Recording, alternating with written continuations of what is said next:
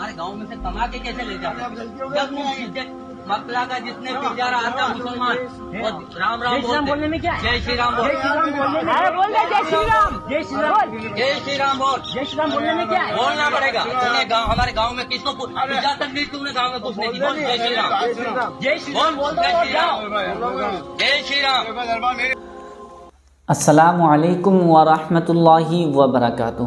प्यारे दोस्तों, उम्मीद करता हूँ कि आप सब खैर व आफियत से होंगे। एक मैंने अभी छोटी सी वीडियो आपको दिखाई है, इसमें मैं पूरी वीडियो आपको दिखाने वाला हूँ जिससे आप समझ सकते हैं कि इस वक्त देश का माहौल कितना ख़राब चल रहा है और ऐसे में बहुत संभल कर कदम रखना चाहिए हर किसी को। तो आपने ये वीडियो देखी है तो मैं ये बस यही कहना चाहता हूँ कि ऐसा हरगिज़ नहीं होना चाहिए, क्योंकि आपने देखा होगा कि हमारे मुस्लिम भाइयों में कभी किसी हिंदू भाई को पकड़कर उससे नारे तकबीर नहीं बुलवाया। और आपने अभी से नहीं, सदियों गुजर गई, कभी ऐसा कोई केस नहीं आया सामने कि जिसमें किसी हिंदू को पकड़ के ज़बरदस्ती नारे तकबीर बुलवाया हो या किसी मंदिर पर चढ़ाई की हो और वहाँ मंदिर के गेट पर किसी धर्म स्थल पर जाकर नारेबाजी की हो। ऐसा कहीं भी दिखाई नहीं देता और नहीं कर सकते, क्योंकि मुसलमान इस्लाम की तालीमात में ये है कि हम किसी धर्म को बुरा नहीं कहेंगे। तो हमारा जो मज़हब है वो सिखाता है कि अगर कोई दूसरे फ़िरक़े के लोग हैं या दूसरे मज़हब के लोग हैं तो उनको भी भाई की तरह हमें अखलाक के साथ पेश आना चाहिए। लेकिन हमारे देश में बहुत अनभक्त ऐसे हो गए हैं कि जिनको ये बात समझ में नहीं आती है। तो आइए आज मैं सवाल और जवाब का सिलसिला चालू करता हूँ। मैंने पिछली वीडियो में एक सवाल किया था आपसे, आप सभी हजरात से। एक सवाल मैं और आपसे करने वाला हूँ, तो इस वीडियो में बने रहें। पहले इस वीडियो को देख लेते हैं, फिर उसके बाद सवाल और जवाब का सिलसिला चालू करते हैं इंशाअल्लाह। और उम्मीद करता हूं कि आप इस वीडियो को छोड़कर नहीं जाएंगे, क्योंकि बहुत ही अहम वीडियो होने वाली है। आप 2 मिनट निकालकर दीन के मामले में दीनी मालूमात हासिल करने के इरादे से अगर इस वीडियो में बने रहेंगे, क्योंकि हम सवाल और जवाब का सिलसिला चालू रहेगा। तो उसमें क्या होता है कि अगर किसी शख्स को हमारी तरफ से एक मसला भी मालूम हो गया और उसने उस पर अमल कर लिया तो अल्लाह की रहमत है।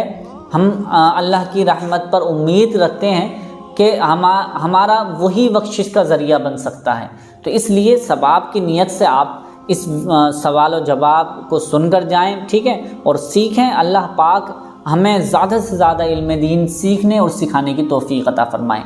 तो पहले ये वीडियो देख लेते हैं, फिर उसके बाद सवाल और जवाब करते हैं। हमारे गांव में से कमा के कैसे ले जाते हैं?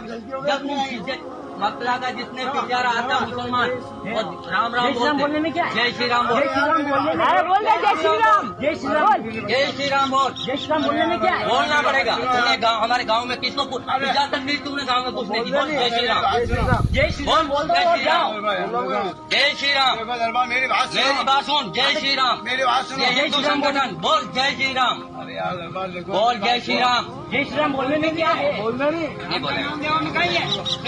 जय श्री राम, जय श्री राम, जय श्री राम।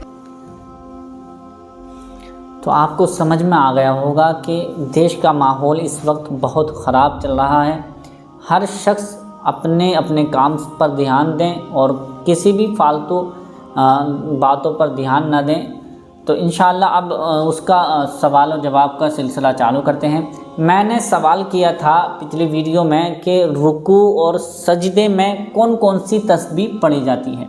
जो इल्म दीन सीखते सिखाते हैं उनको ये इस बात को इसकी तरफ नहीं जाना चाहिए, और मेरा जहन इस तरफ है भी नहीं कि मुझे ज़्यादा से ज़्यादा लोग देखें। नहीं, अगर कोई भाई एक बंदा भी हमारी तरफ से कोई एक मसाला भी सीख लेता है तो हम समझते हैं कि वो हमारे सवाब का ज़रिया बन गया और हमें नेकी इंशाअल्लाह उससे मिलती रहेंगी। और वो अगर अमल करते हैं तो हो सकता है कि अल्लाह पाक हमें इसके ज़रिए से हमारी बख्शिश का परमाना सुना दें। तो ऐसे ही बने रहें इंशाअल्लाह। कोशिश किया करें कि आप ज़्यादा से ज़्यादा सवाल का जवाब दिया करें। तो मैंने कहा था, तो मैं अब इसका जवाब दे देता हूँ। रुकू में जो तस्बीह पढ़ी जाती है वो पढ़ी जाती है सुबहाना रब्बियल अज़ीम। बहुत से भाई बहनों को ये जो अज़ीम है ये नहीं कहा जाता है ज़ुआ से, वो क्या करते हैं सुबहाना रब्बियल अजीम कह देते हैं, सुबहाना रब्बियल अजीम कह देते हैं, अजीम, जो कि ये कहना बिल्कुल सरासर गलत है, नाजायज़ है। इससे नमाज हमारी नहीं होगी, टूट जाएगी अगर आप जानबूझकर ऐसा करते हैं। तो आपको करना क्या है, सुबहान रब्बियल अज़ीम, या तो इसकी किसी मौलाना साहब से या इमाम साहब से या जो आपके आसपास में पढ़े हुए लोग हैं उनसे आप जाकर इसकी तस्बीह जो है सुबहान रब्बियल अज़ीम को सही कर लें। अगर ये नहीं आता है, ये आपकी ज़बान पर नहीं रटा जाता है, तो आप इसकी जगह ये कर लिया करें सुबहान रब्बियल करीम, सुबहान रब्बियल करीम, ये बेहतर रहेगा। अगर आपको सुबहान रब्बियल अज़ीम नहीं कहना आता है, नहीं कहा जा रहा है, तो आपके लिए बेहतर है कि सुबहान रब्बियल करीम कहा करें, सुबहान रब्बियल करीम, सुबहान रब्बियल करीम, क्योंकि इसके माने जो हैं वो गलत हो जाते हैं। और जो अगर हमें मालूम है कि इसके माने गलत हो जाते हैं अजीम के, तो अजीम के माने जो है वो आता है गूंगा बहरे के नाम पे। तो इसलिए हमें इन बातों से बचना चाहिए, क्योंकि अगर हम जानबूझकर करेंगे तो अल्लाह पाक की ज़ात में ऐब लग जाएगा, और अल्लाह पाक की ज़ात में ऐब लगाना ये कुफ्र है, ठीक है। तो इसलिए इस चीज़ को ज़्यादा से ज़्यादा सही कर लें, सुबहान रब्बियल अज़ीम कर लें। और अगर ये नहीं कहा जाता है, आपसे ज़ुआ सही तरीके से अदा नहीं होता है, तो आप सुबहान रब्बियल करीम, सुबहान रब्बियल करीम, सुबहान रब्बियल करीम कहा करें। इसका ख़ास ध्यान रखें।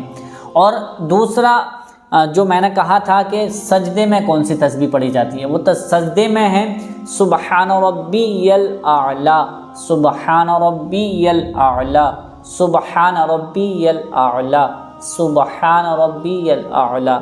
इस तरह से आप पढ़ेंगे सही तरीके से। चाहे आप 3 बार पढ़ें, उससे ज़्यादा ना पढ़ें, कोई दिक्कत नहीं है, 3 बार पढ़ें, लेकिन सही तरीके से आप पढ़ा करें। और सजदे में आपको जो पढ़नी है वो सुबहान रब्बियल आला, सुबहान रब्बियल आला सही तरीके से अदा करें। इसलिए नमाज को सीखते रहें। सबसे ज़्यादा ज़रूरी है कि सही तरीके से हमसे नमाज पढ़ना आ जाए। उम्मीद करते हैं अल्लाह पाक हमें ज़्यादा से ज़्यादा इल्म दीन सीखने और सिखाने की तौफीक अता फ़रमाए। अब सवाल जो है वो सवाल करता हूँ आपसे, कल इसका जवाब आप ज़रूर दीजिएगा।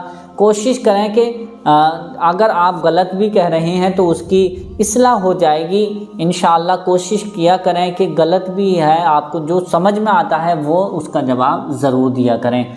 अब सवाल है कि अत्तहियात पढ़ना वाजिब है, सुन्नत है, फ़र्ज़ है, ये क्या है? अत्तहियात पढ़ना वाजिब है, सुन्नत है या फ़र्ज़ है, आप इसको बताएं। और अत्तहियात के बाद अगर हमने दुरूद इब्राहिमी नहीं पढ़ी और सलाम फेर दिया तो क्या हमारी नमाज हो जाएगी या नहीं?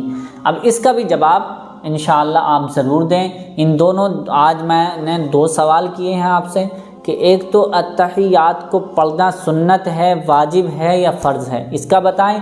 या और एक दूसरा सवाल कि हमने अत्तहियात के बाद अगर दुरूद इब्राहिमी नहीं पढ़ी है और सलाम फेर दिया, तहियात के बाद फ़ौरन सलाम फेर दिया, तो हमारी नमाज होगी या नहीं होगी? आप इसका जवाब ज़रूर बताएं। उम्मीद करता हूं कि ये वीडियो आपको पसंद आई होगी। पसंद आई है तो इसे लाइक करके शेयर ज़रूर कर दें। मिलते हैं अगली नई वीडियो में, तब तक के लिए अल्लाह हाफिज़।